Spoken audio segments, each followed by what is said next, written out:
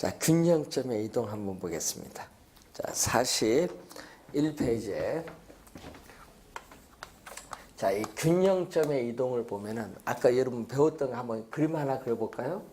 자, 이 수요와 공급에 의해서 우리가 수요와 공급에 의해서 이제 교차되는 이 점이 뭐죠? 우리가 수요와 공급에 의해서 교차되는 이 점이 최초의 균형이에요. 이 점. 자, 이 점이 바로 무슨 균형? 최초의 균형.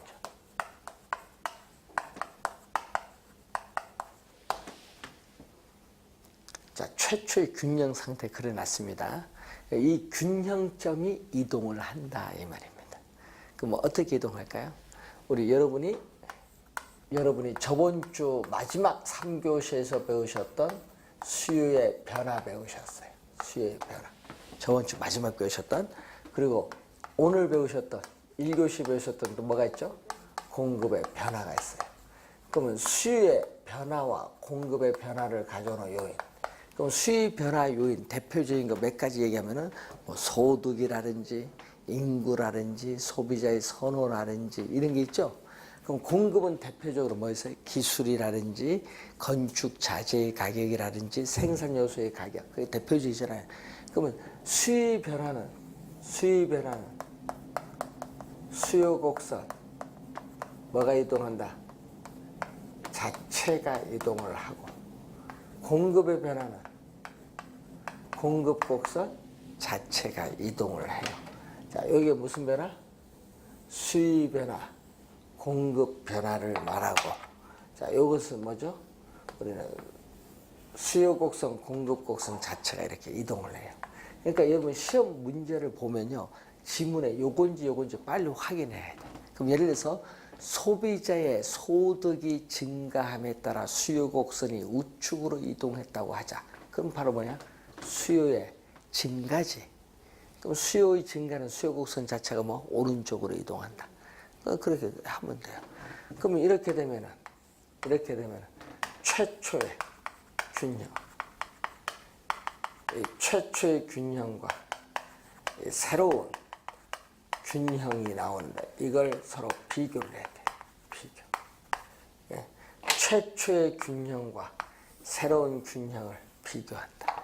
그러면 아까 뭐라고 했죠? 소비자의 소득이 증가함에 따라 수요 곡선이 이렇게 우측으로 이동했다고 하자. 우측으로 이동하면 이렇게 이동시키면 돼. 그러면 수요 곡선이 이동한 이후에 공급 곡선과 만나는 이 점이 바로 뭐가 돼? 새로운 균형이야. 이 점이 수요 곡선이 이동한 이후에 무슨 균형? 새로운 균형. 수요 곡선이 이동한 이후에 새로운 균형이야. 그럼 이 점에서 균형 가격은 뭔다? 상승하고 균형 거래량은 뭔다? 증가를 해요. 균형 가격은 상승하고 균형 거래량은 증가를 합니다.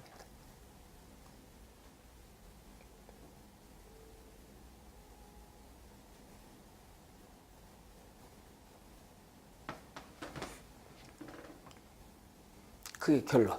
그러면 어떻게 돼요? 비교를 했죠. 두 점을 비교했는데 균형 가격과 거래량이 어떻게 변해요? 이걸 출제하잖아요, 시험 문제는. 시장에서 균형 가격과 균형 거래량이 어떻게 변화하고 있느냐. 자, 시장에서의 균형 가격과 균형 거래량이 어떻게 변화를 하고 있냐, 변동을 하고 있냐, 변동이라고 할까요? 변동하고 있느냐, 이걸 묻는 문제를 우리 출제를 내년 여러분 하는 거예요. 요걸 출제하는 거예요. 그럼 지금 균형 가격은 최초의 균형에 비해서 상승하고 거래량은 증가했다. 그러면 2년 전에 출제된 정답이 뭐냐? 그러면 2년 전에 요걸 정답했거든요. 수요, 공급이 주어지면은 2년 전에는 요걸 출제, 여기 최초의 균형인데 2년 전에는 뭐가 나왔느냐?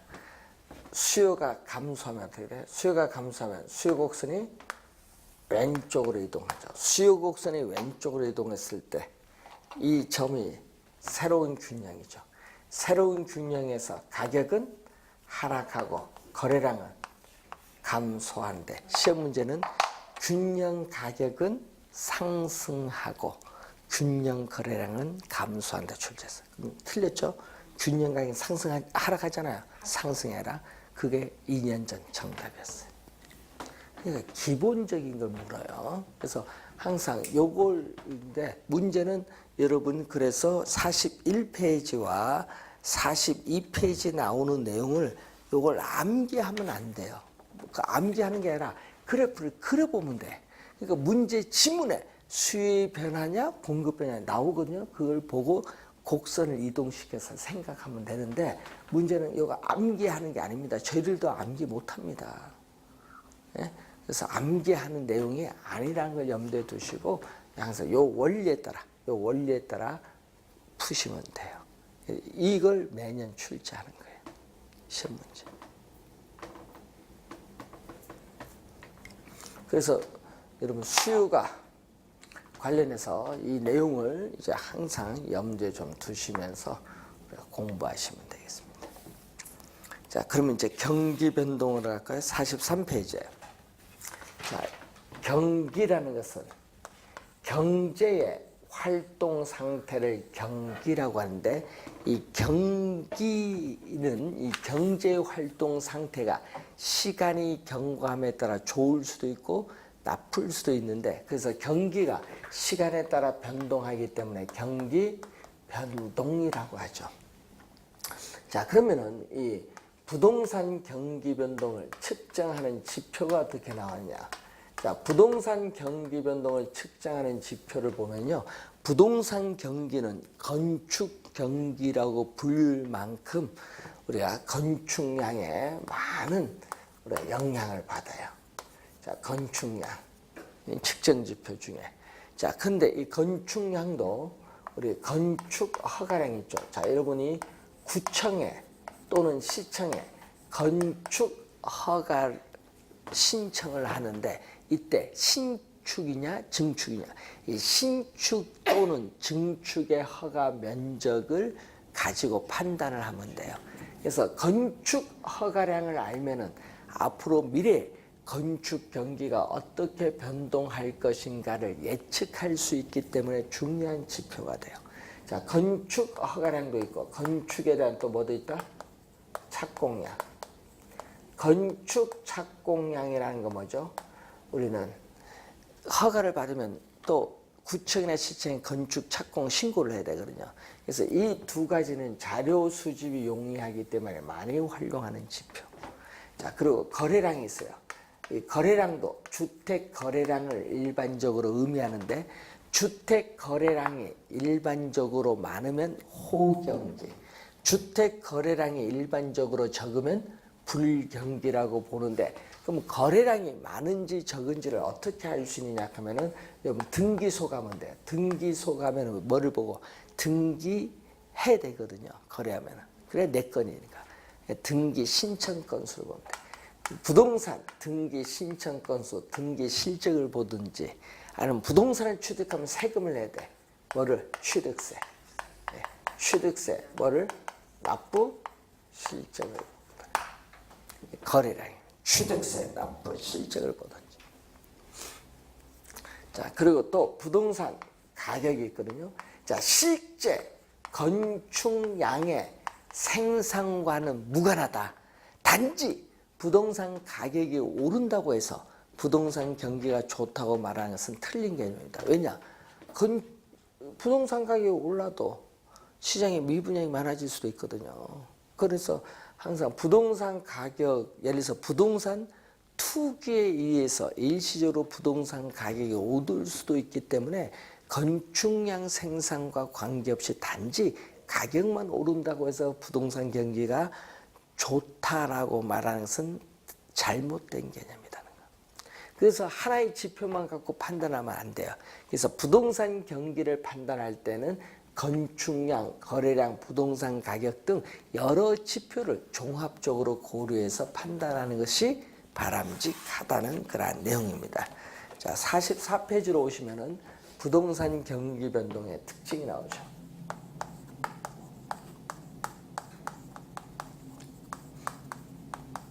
자, 부동산 경기 변동의 특징이 나와요.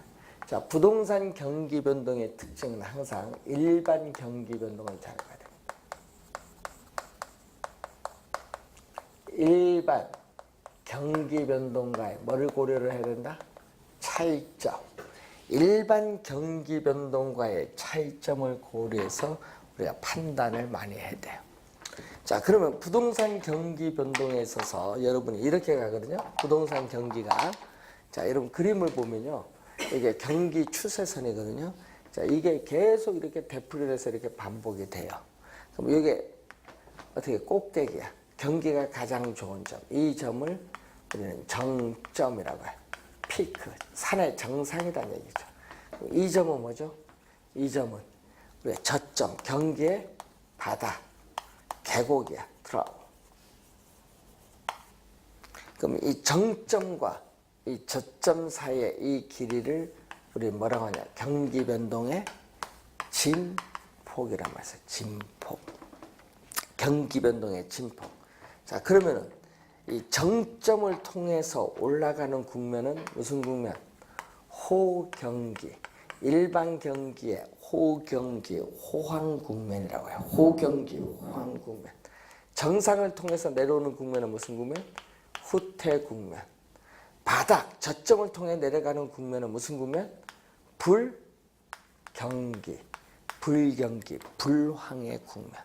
그리고 바닥을 통해서 저점을 통해서 올라가는 국면을 경기의 무슨 국면? 회복 시장의 국면. 그럼 또 뭐가 오죠? 호경기. 이게 계속 되풀이해서 반복이 돼요. 그런데 문제는 이 정점에서 다시 이 정점에 이르는 이 한 사이클 있죠? 이 한 사이클을 우리는 경기 변동에 뭐라고 하냐? 주기라고 해요. 한 사이클을 주기라고 해요. 주기. 그러면 이 주기인데, 그러면 이 경기 변동의 특징에 있어서 이 변동의 주기를 보면은,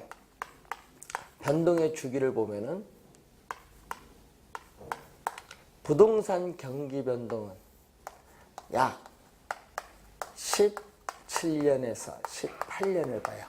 영국의 학자인 한센의 건축 순환 주기를 보고요.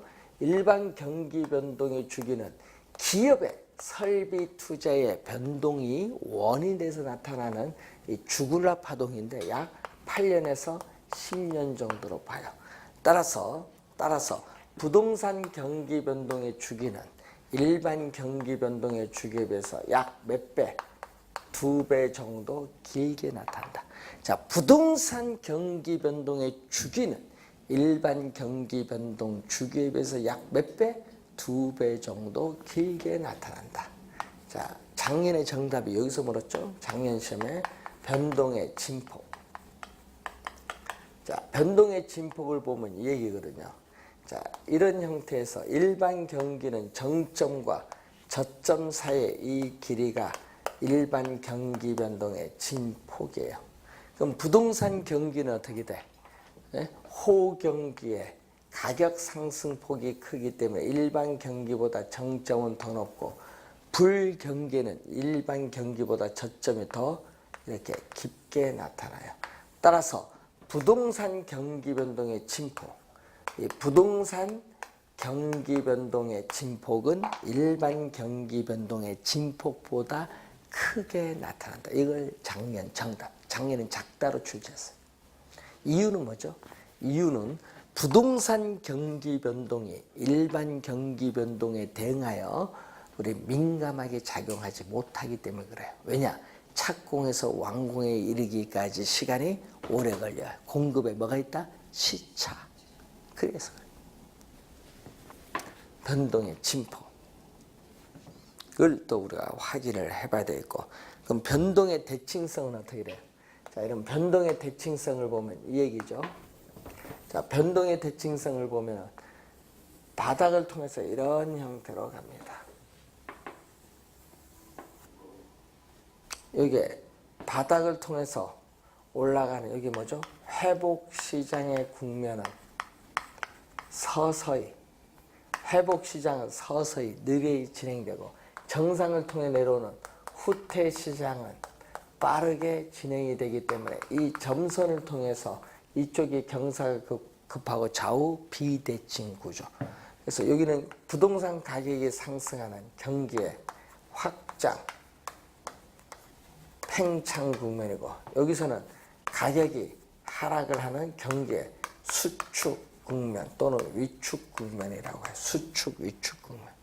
자, 이때 문제는 그래서 우경사 비대칭의 구조를 가지고 변동의 대칭성은 오른쪽이 경사가 급하죠. 우경사 비대칭의 구조를 가지고 있다.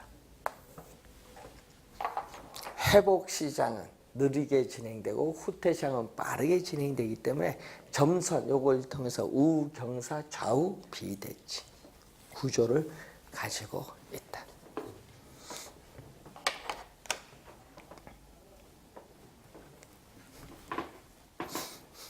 자, 요걸 보시면 되겠고, 자, 그래서 45페이지 위에서 네 번째 보시면은 부동산 경기는 일반 경기에 앞서서 나타날 수 있어요. 선행. 또 부동산 경기는 일반 경기와 반대 방향으로 나타날 수 있어요. 역행. 또 부동산 경기와 일반 경기는 병행할 수도 있어요. 예? 또는 부동산 경기와 일반 경기는 각각 독립적으로 나타날 수도 있어요. 그렇지만 전체적으로 볼 때 부동산 경기는 일반 경기에 시간적으로 뒤지는 경향. 여러분 시간적으로 뒤지는 경향을 뭐라고 하죠? 후순환적 경향. 후순환적 경향 또는 무슨 경향? 후행. 후순환적 경향 또는 후행하는 경향이 있다. 전체적으로 볼 때 부동산 경기는 일반 경기에 시간적으로 뒤지는 경향, 후순환적 경향, 후행하는 경향이 있다.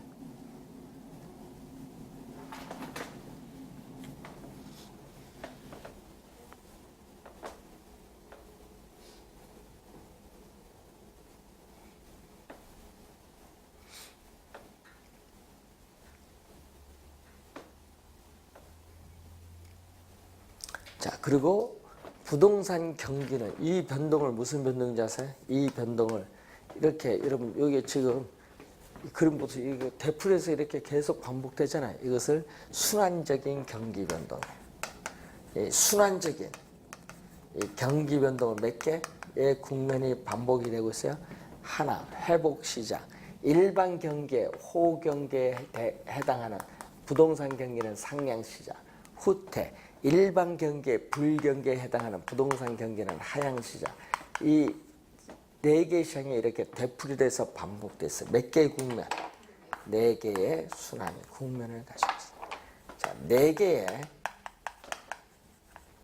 순환 국면을 가지고 있는 거예요. 근데 이 순환적 변동 이외에 다른 형태의 경기 변동이 있어요. 다른 형태의 경기 변동으로서 여러분이 계절적 변동 또는 무작위적 랜덤이라 하거든요. 여러분 우리 랜덤 추출한다. 랜덤으로 추출, 무작위로 추출한다는 얘기거든요. 무작위, 불규칙, 그리고 장기적 변동이 있어요. 자, 부동산 경기 변동은 이 순환적 변동뿐만 아니라 무작위적 변동, 계절적 변동, 장기적 변동이 혼합되어 나타나기 때문에 주기의 순환 국면이 불분명하고 뚜렷하지가 않다. 일정하지가 않다 이 말입니다. 그 질문도 한 3번 나온 것 같아요. 자, 그러면은 자, 여러분 교재에 있어서 우리가 45페이지 보시면은 순환적 경기 변동에 따르는 각 국면에 있어서의 특징이 나타나죠. 그 특징을 보면은 하향 시장은 후퇴 시장이 지속적으로 하강해 가는 국면의 시장이에요. 그래서 부동산 가격은 계속 하락하고 부동산 거래는 특수한 거래 이외의 거래는 거의 일어나지 않기 때문에 거래는 극히 어떻게 돼요? 저조하고 전체 임대 면적 중 임대되지 않은 면적에 비하는 공실률은 소가 되죠. 공실률은 최대. 임대되지 않은 면적 비율은 최대가 되고 건축 허가 신청 건수는 최소가 되겠죠. 자, 하향 시장에서는 가격이 계속 하락하기 때문에 경기에 불황에 약한 규모가 큰 주택이나 호화주택은 가격 하락폭이 크기 때문에 특히 타격이 크게 나타난다. 자, 그래서 이 바닥을 통해서 올라가면은 가격은 서서히 오르기 시작하는 회복시장으로 접어드는데 회복시장에 접어들면요 공실률, 빈집 공가율이 감소하고 건축 허가 신청 건수 증가하고 건축 자재 수요 증가하고 부동산 가격도 서서히 오르고 고객이 중개업소를 찾는 빈도도 서서히 많아지는 형상이 나타나면 회복시장으로 접어들었다 볼 수 있어요. 그래서 회복시장에서는 부동산 거래가 서서히 활기를 띠기 시작하는 국면입니다. 회복시장에서 점점 올라가요. 부동산 가격이 지속적으로 상승하는 국면인 상향시장에 접어들면요. 부동산 거래는 활발해요. 부동산 거래는 활발하고 전체 임대 면적 중 임대되지 않은 면적의 비율인 공실률은 뭐가 돼? 최소가 되고 건축 허가 신청 건수는 또 뭐가 된다? 최대가 돼. 하향과 반대로 가죠. 그리고 이 상향시장, 시계열상 마지막 부분에서는 후퇴시장으로 넘어갈 가능성을 내포하고 있기 때문에 후퇴시장 전 단계의 국면이 상향시장이다. 그리고 정점을 통해서 내려오면 거래는 한산해지고 가격은 하락하는 후퇴시장으로 접어드는데 문제는 여기서는 가격이 오르기 때문에 매도자는 거래를 뒤로 미루려고 하고 매수자는 앞당기려고 하다 보니까 부동산 중개 전문 활동에 있어서는 도자가 있어야 거래가 이루어지니까 매도자가 중시되는 시장. 여러분 16회, 21회, 25회 시험에 출제했죠. 자, 여기서는 어떻게 돼? 자, 여기서는 우리 가격이 하락을 하기 때문에 매수자는 떨어진 다음 사려고 해요. 매수자는 거래를 뒤로 미루고 매도자는 빨리 매각을 하려고 하기 때문에 여기서는 부동산 중개 전문업자 입장에서 누구가 있어야 거래가 된다? 매수자가 있어야 거래가 된다. 매수자가 중시되는 시장이 형성이 된다. 요거 우선 확인. 자, 그리고 이 순환적 변동 이외에 여러분 이 4개의 순환 국면, 순환적 변동에 의한 4개의 순환 국면이 아닙니다. 자, 일반 상품 시장에는 존재하지 않고 부동산 시장만 존재하는 고유 시장을 우리 뭐라고 하죠? 안정 시장이죠. 안정 시장은 가격이 이렇게 부동산 가격이 이렇게 안정적이거나 가벼운 상승을 가져오는 시장인데 그럼 과거의 거래 사례 가격은 현재 새로운 거래에 있어서 신뢰할 수 있는 거래 기준에 안정적으로 가기 때문에 신뢰할 수 있는 거래 기준이 돼요. 그래서 경기의 불황에 강한 유형의 부동산인 규모가 작은 주택, 위치가 좋은 주택, 역세권 내 점포 등은 불황 시에도 가격이 상대적으로 안정되어 있기 때문에 유리하다는 거예요. 그래서 경기에 그래서 불황에 강한 유형의 부동산이 존재하는 시장이 무슨 시장? 안정시장이다. 그 얘기입니다. 작년에 이렇게 냈거든요. 부동산 시장은 회복, 상향, 후퇴, 하향 시장 이외에 안정시장이 있다. 맞는 질문이죠. 일반 상품 시장에는 존재하지 않고 부동산 시장만 존재하는 고유 시장이니까. 작년에 출제했었어요.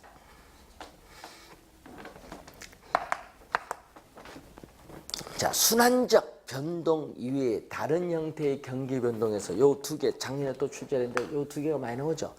계절적 변동은 1년을 단위로 합니다. 우리나라 봄, 여름, 가을, 겨울이 있어요. 자, 이때 1년을 단위로 했을 때 계절마다 정기적으로 나타나는 경기 변동입니다. 자, 여러분 대학가 방학을 하게 되면은 방학 기간 동안에 대학가 인근의 원룸 주택의 공실률이 증가하거든요. 이런 건 매해 발생하는 계절적 변동. 자, 무작위적 변동은 예기치 못한 사태. 자, 예기치 못한 사태. 예를 들면 정쟁이나 예기치 못한 사태, 정쟁이나 혁명, 폭동 등의 사회적 혼란, 또 지진이나 홍수 등의 자연재해, 또 뭐 올해 11월 3일 정부가 부동산 대책 발표했거든요.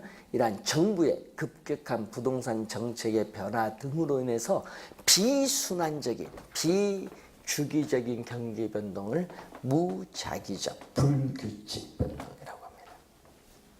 장기적 변동은 추세적 변동인데 일반 경제의 전반적인 진행 방향과 일치하죠. 보통 우리가 어떤 지역이 노후화돼서 재개발이 이루어질 때 나타나는 게 장기적 변동입니다. 근데 이 두 가지를 잘 기억을 해 두시고요. 자, 47페이지에 거미집 이론이 나옵니다. 자, 거미집 이론은 에치케라는 학자에 나타난 거미집 이론. 에치켈의 거미집 이론인데 에치켈은 모든 시장에 적용되는 것이 아니라 어느 시장? 우리가 농축산물 시장.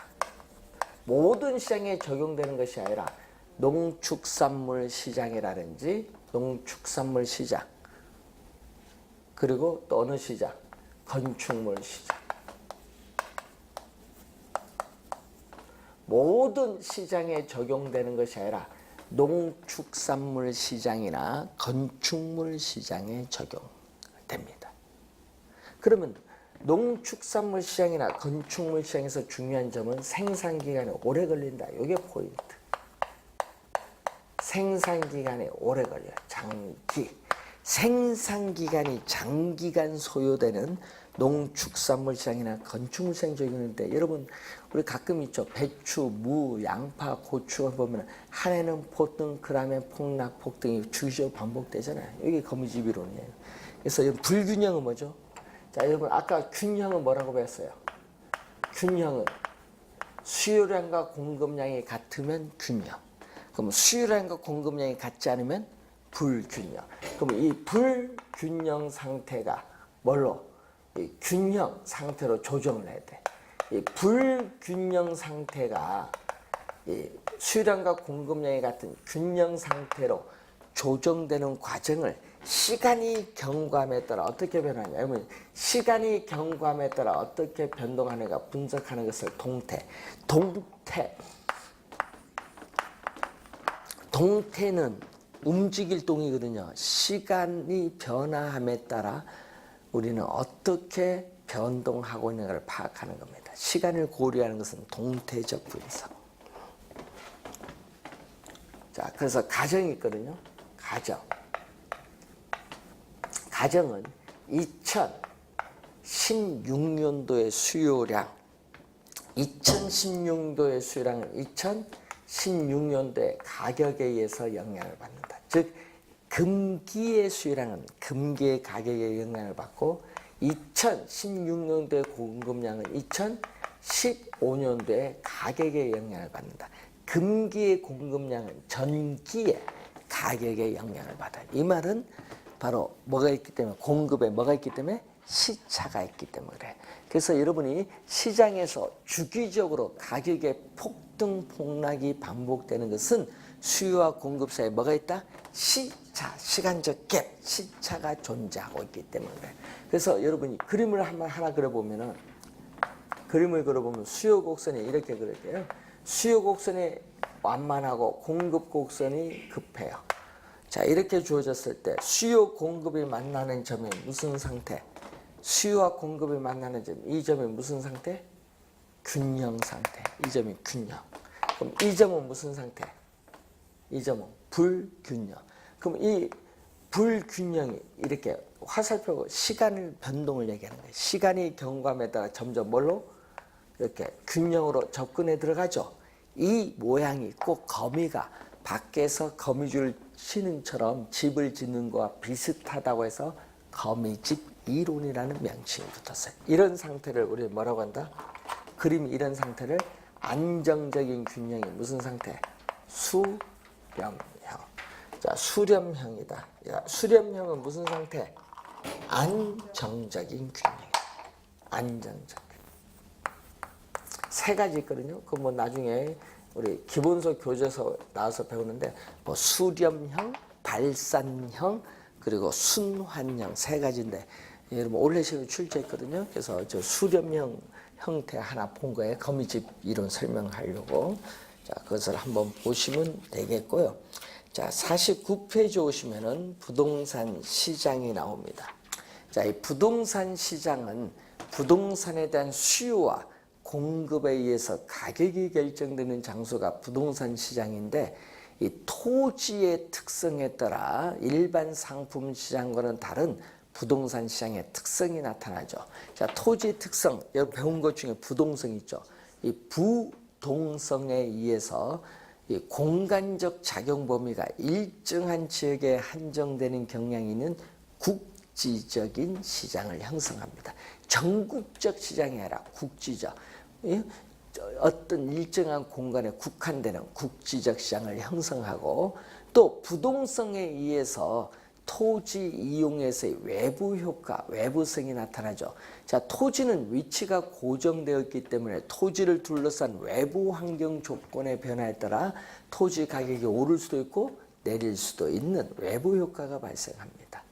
자, 그리고 또 개별성의 특성으로 인해서 물리적으로 똑같은 토지는 오직 하나밖에 없다는 개별성의 특성으로 인해서 일반 상품은 표준화되어서 대량 생산되지만은 부동산 상품은 비표준화되어 있기 때문에 대량 생산이 안 돼요.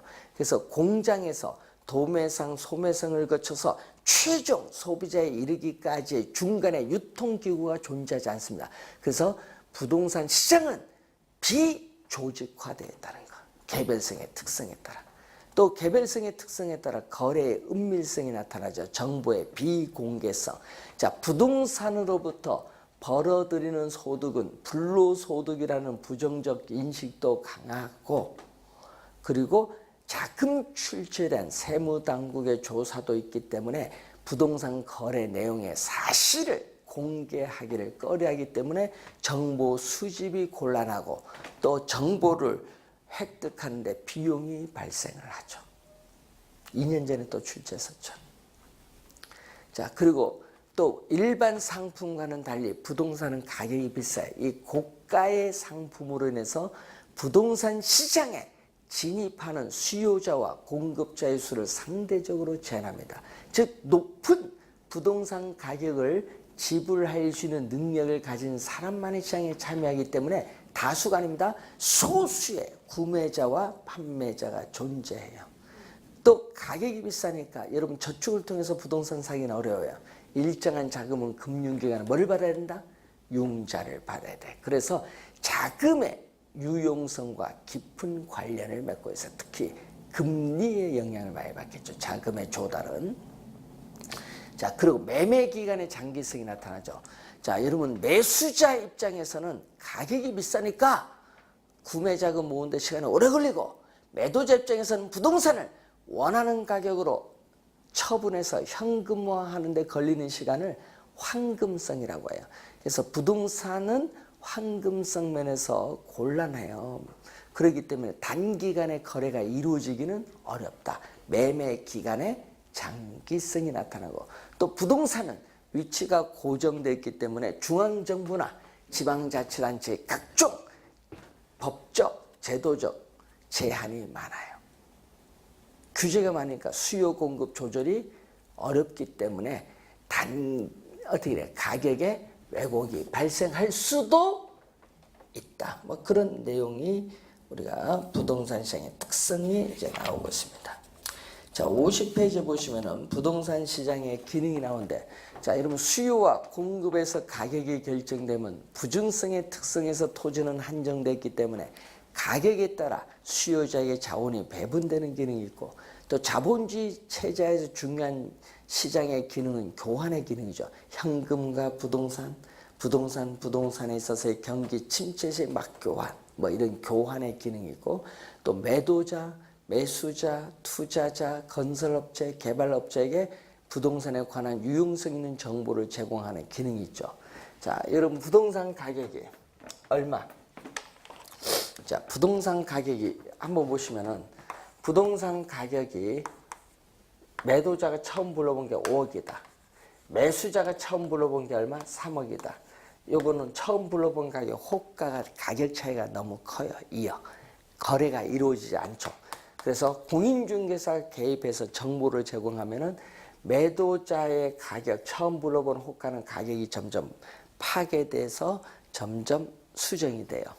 그래서 점점 이렇게 하락을 하고, 매수자가 또 제한한 가격도 점점 이렇게 상승을 하죠. 그러다가 시간이 어느 정도? 이 정도 시간이 흘러오게 되면은 매수자가 더 이상 양보할 수 없는 상한 가격, 또 매도자가 더 이상 양보할 수 없는 하한 가격이 여기서 충돌이 돼요. 충돌이 돼서 사계 거래 계약이 체결돼요. 그럼 이 사계란 가격이 형성된 거예요. 가격 형성의 기능 또는 가격 창조로서의 기능이 나타나요. 그리고 또 토지는 용도가 비슷하면 대체 가능합니다. 그래서 지속적인 토지의 대체나 경쟁을 통해서 토지의 최고 최선의 이용, 최유효 이용에 도달하는 과정에서 부동산의 양과 질을 조정하는 기능도 가지고 있고, 자, 도심에서는 집가가 가장 비싸요. 거리가 멀어질수록 도심에서 멀어질수록 집가는 점점 싸지거든요. 그래서 경제활동 주체가 토지 이용에 대한 대가인 지대를 지불할 수 있는 능력에 따라 도심에서 거리가 멀어질수록 상업용, 주거용, 공업용의 순으로 토지 이용의 분포가 나타나요. 따라서 우리는 토지 이용에서의 유형을 결정하는 기능을 또 가지고 있어요. 이런 여러 가지 기능이 많거든요. 그래서 부동산 시장의 기능 확인하고요. 토지의 특성에 따르는 일반 상품 시장과는 다른 부동산 시장의 특성, 이것도 확인. 한번 간단하게 이미 토지 특성 배웠기 때문에 한번 확인을 해보시면 됩니다. 자, 그러면은 이제 여러분 교재에 나오는 게 우리가 효율적 시장이 나오고 있는데, 자, 이 효율적 시장을 보게 되면은 51페이지에 나오는데, 자, 여러분 효율적 시장은 원래 주식 시장에서 처음 나온 이론이에요. 그럼 무슨 얘기예요? 여러분 주식 시장에 어떤 회사가 신기술을 개발했다, 예? 공시를 하면은 그 회사의 주가는 급격히 올라요. 이런 시장을 효율적 시장이라고 해요. 그럼 부동산 시장에 도입을 했잖아요. 그럼 정부가 어떤 지역을 신도시로 개발하겠다는 발표를 하면은 발표한 이후에 그 지역의 토지가 급격히 오르죠. 급격히 오르잖아요. 이것을 무슨 시장? 효율적 시장. 그래서 이 시장 가치에 반영되는 정보에 따라 우리는 효율적 시장의 유형을 약성, 중강성, 강성으로 나누는데, 이에 관련된 내용 그리고 입지 공간 구조의 이론, 정책은 우리가 다음 주에 강의를 진행하도록 하겠습니다. 그래서 효율적 시장 개념까지 했습니다. 자, 오늘 수고 많습니다. 안녕히 가십시오.